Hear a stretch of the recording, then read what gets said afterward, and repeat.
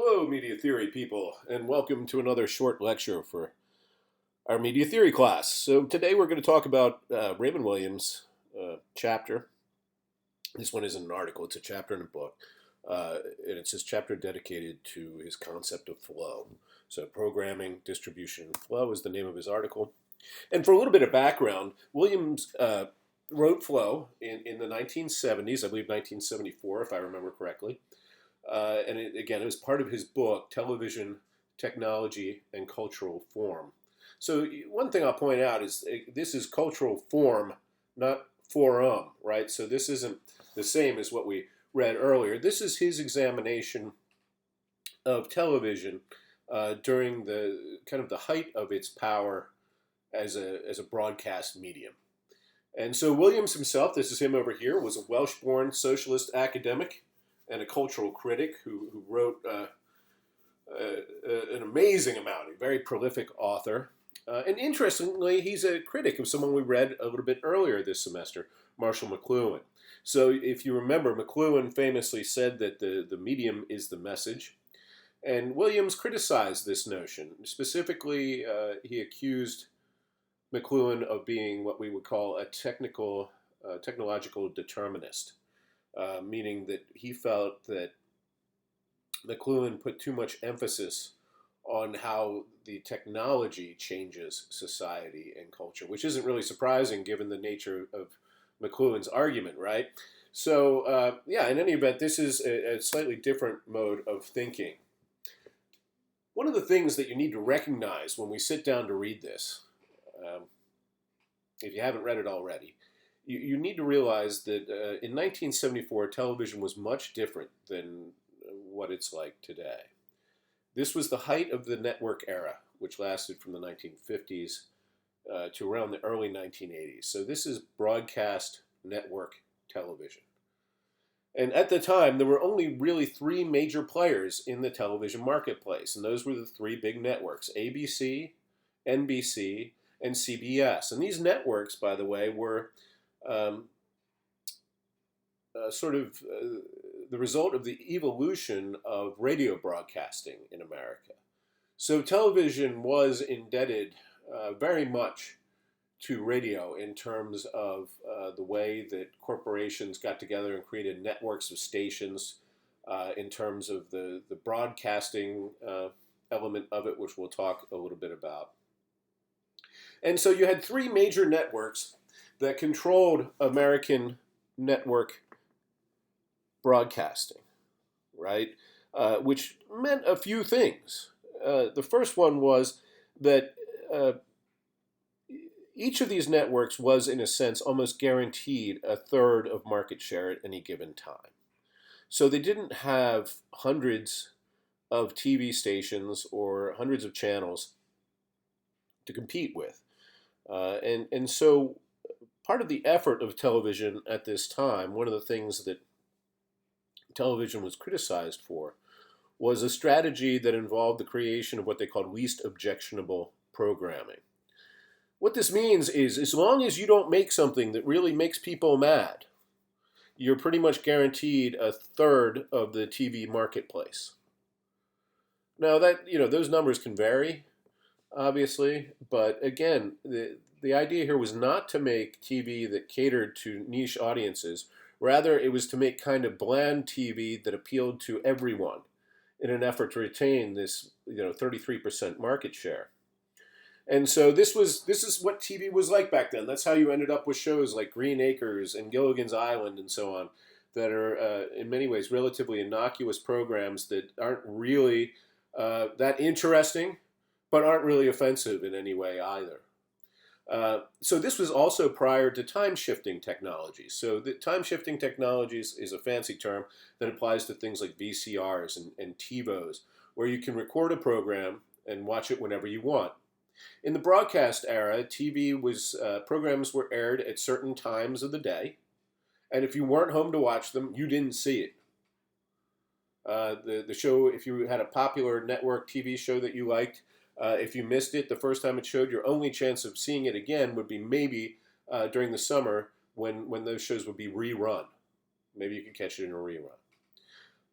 So the next slide shows what this looks like.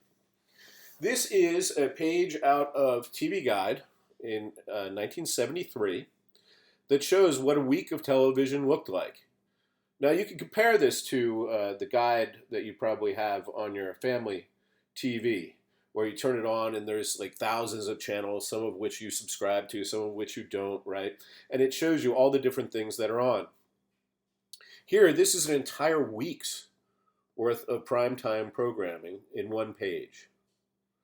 And you'll see here that primetime starts at 7:30 on Sunday night, but during the week it starts at 8 o'clock.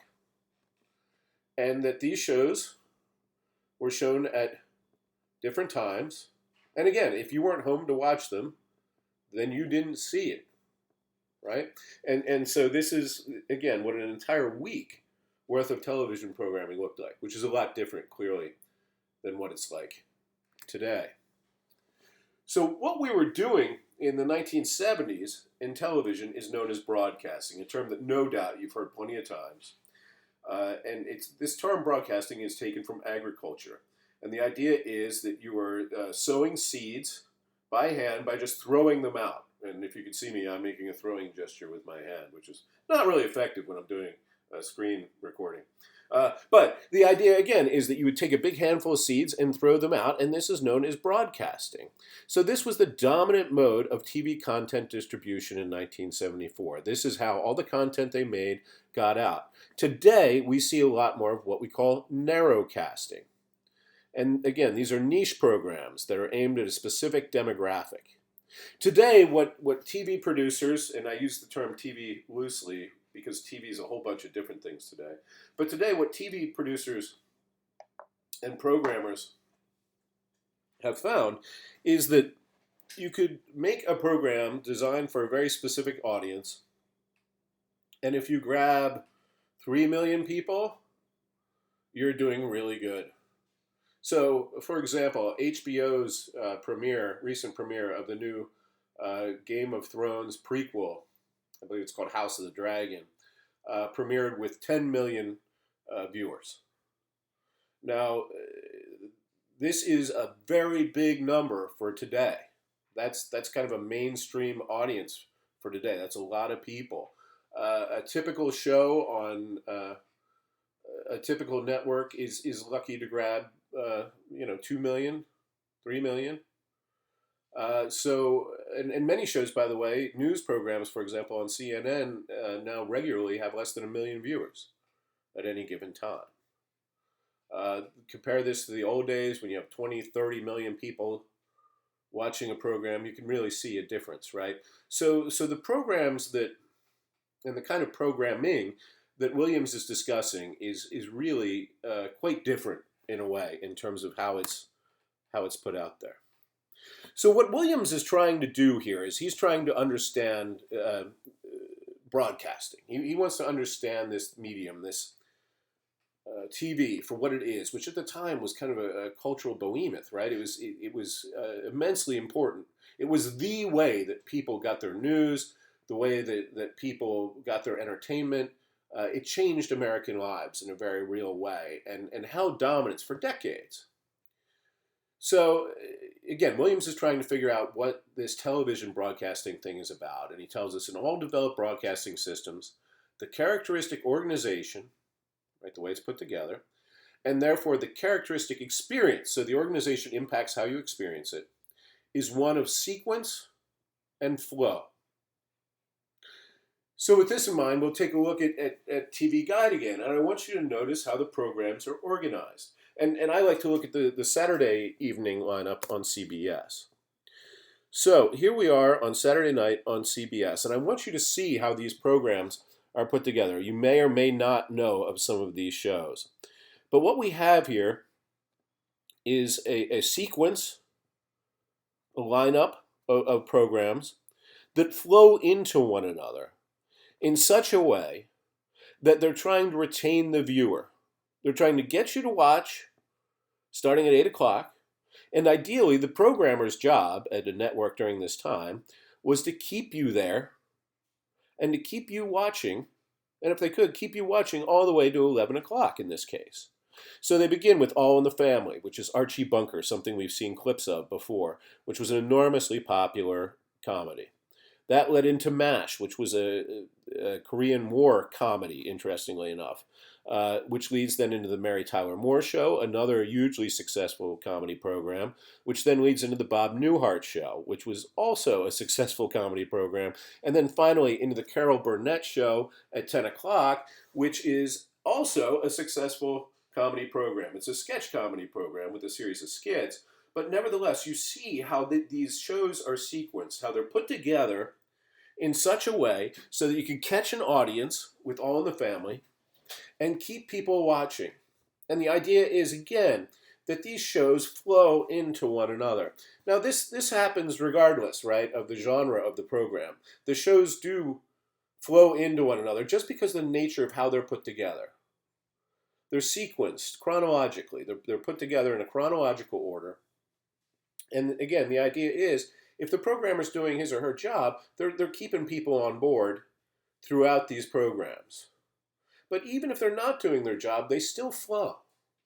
They still flow consistently into one another. And this is, in part, what Williams is talking about. He's talking about the way in which the shows flow into one another, but also the way that within this flow, there's another kind of flow, which are the show into a commercial, into another commercial, into the show again, into the news, into a commercial, back to the news, back to a commercial, then back to another show, and so on, right? There's this systematic flow where these, what we might think of as individual programs, even though they can be considered that way, ultimately aren't meant to exist as individual programs. They're meant to exist as part of a flow, part of a sequence. So he tells us, plan flow, and that, like we saw on the CBS Saturday Evening I just showed you with All in the Family leading into MASH and so on, he says, is then perhaps the defining characteristic of broadcasting. So again, Williams is to a certain extent a philosopher. He's a philosopher of media, and what he's trying to do, he's a theorist, and he's trying to say, he's asking the question, what is broadcasting, right? What's its defining characteristic? What's its essence? What's it made out of? What's its ontology, to use a fancy philosophical term?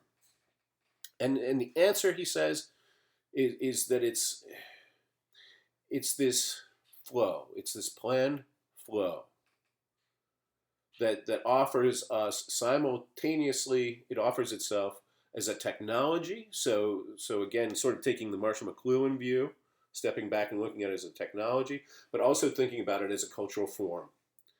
So here, going back to this idea that there is a cultural significance, a large cultural significance to this form, and that this thing broadcasting needs to be considered from this perspective. So he goes on and he develops, right? This is his hypothesis, let's say. And then he develops his hypothesis and he says, prior to this, in all communication systems, the essential items were discrete. Now, here he's using the term discrete to mean separate from one another. So individualized, right? So not discrete like on the down low, but discrete as in independent units. And he says, he looks at these he gives us a few examples. He says, books were discrete, or are discrete. They're read as specific items. You pick up a book, you read it, and your experience is just of that book. Right? It's not the same as watching broadcast television. Plays, he says, were discrete because they took place in a particular theater and at a set time. You went to the theater, you watched the show, and then the event was over. Right? So these didn't incorporate flow. They weren't connected in the same kind of ways. So he says the difference in broadcasting is not only that these events, or events resembling them, are available inside the home by operation of a switch, right? So that's different, obviously, right?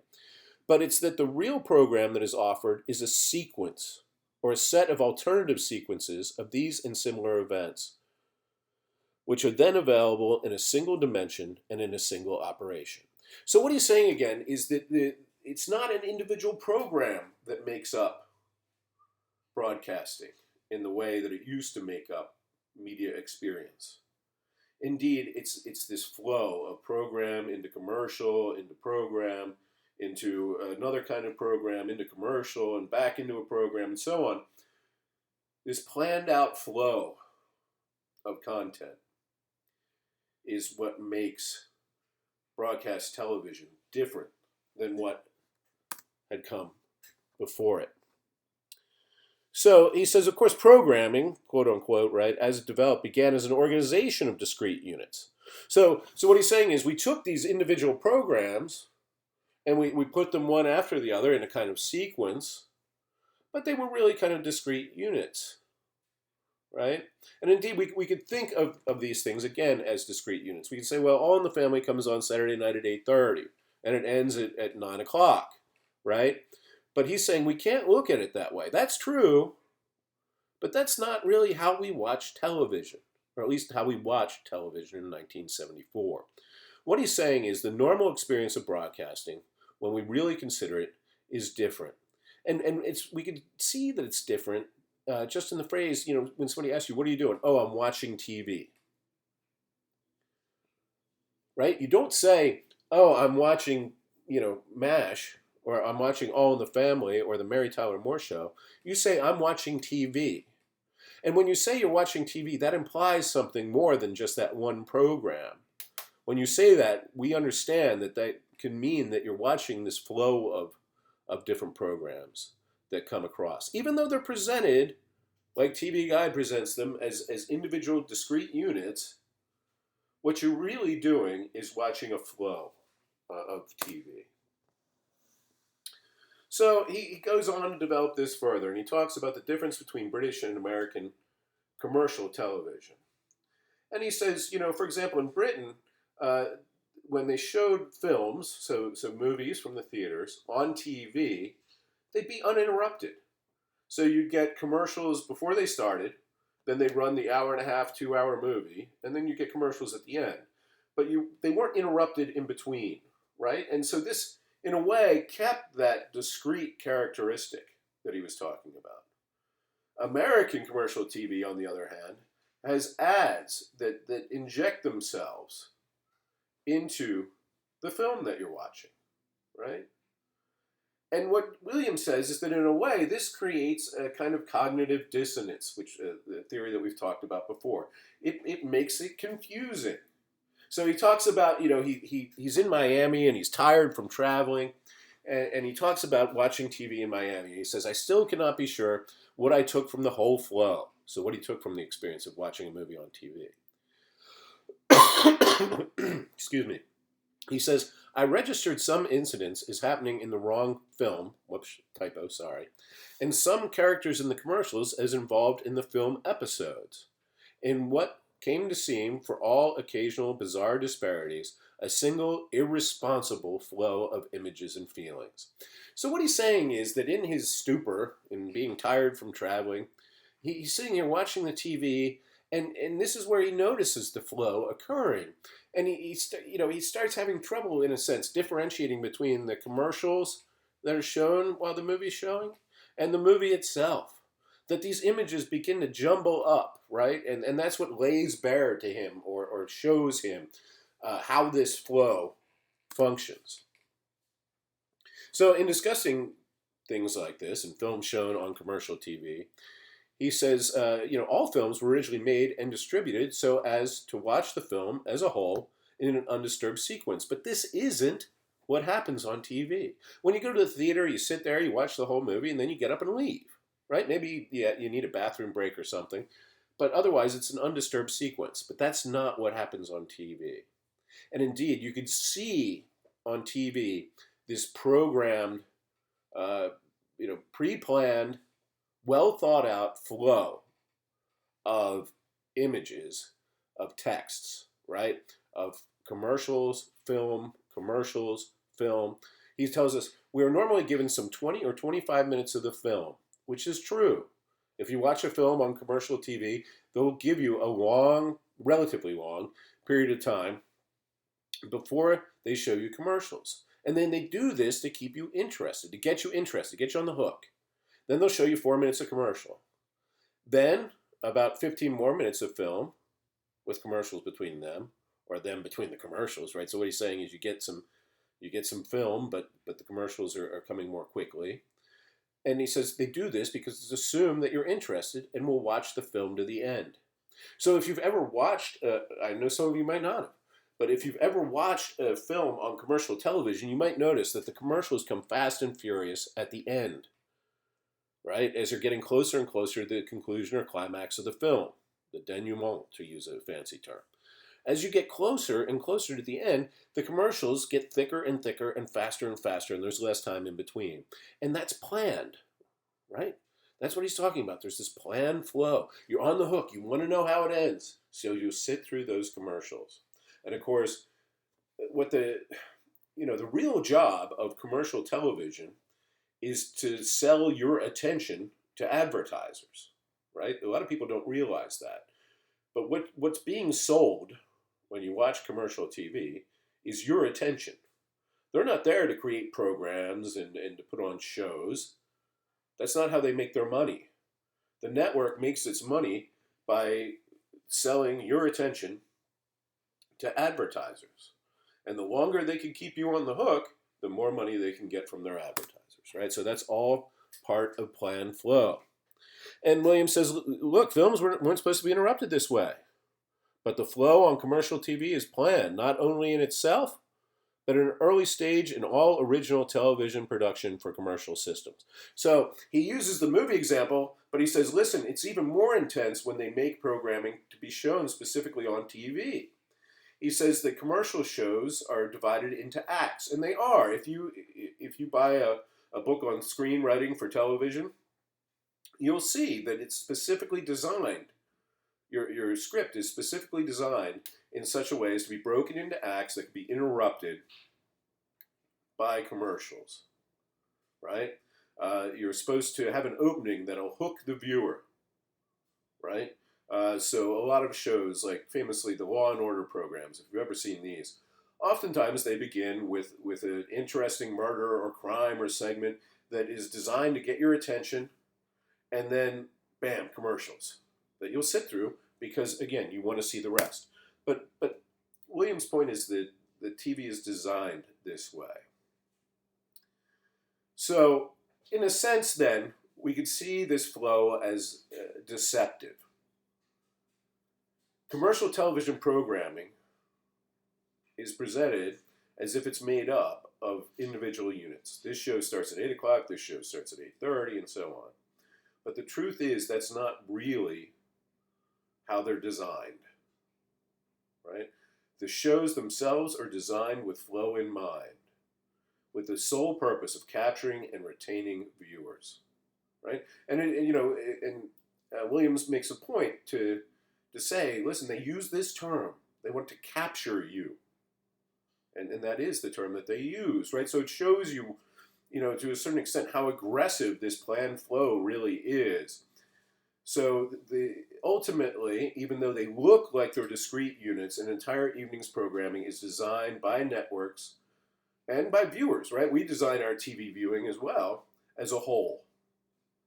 So tonight, I'm going to watch X, Y, and Z, and then I'm going to watch this, and then I'm going to watch that, right?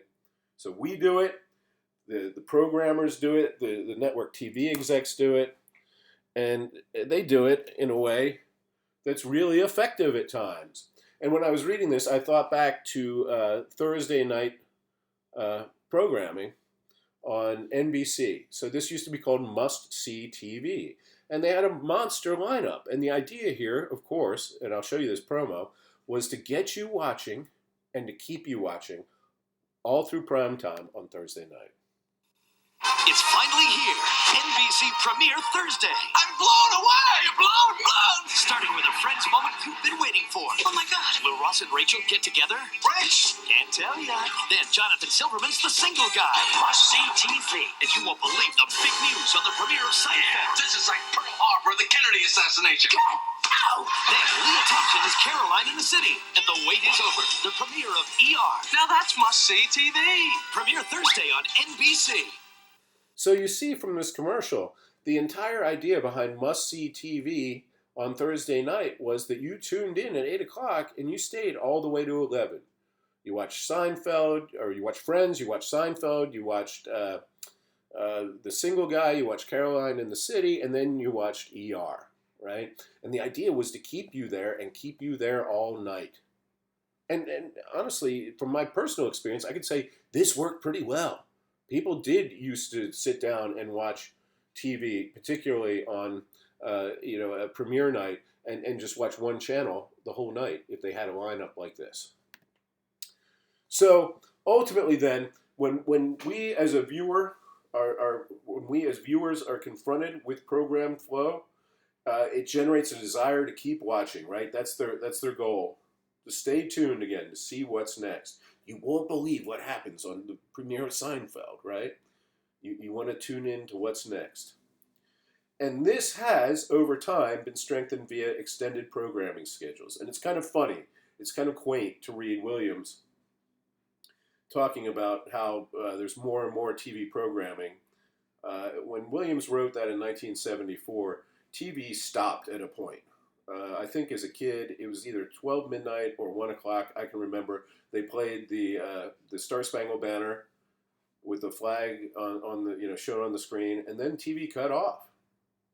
And there was nothing to watch between 1 o'clock in the morning and 6 a.m.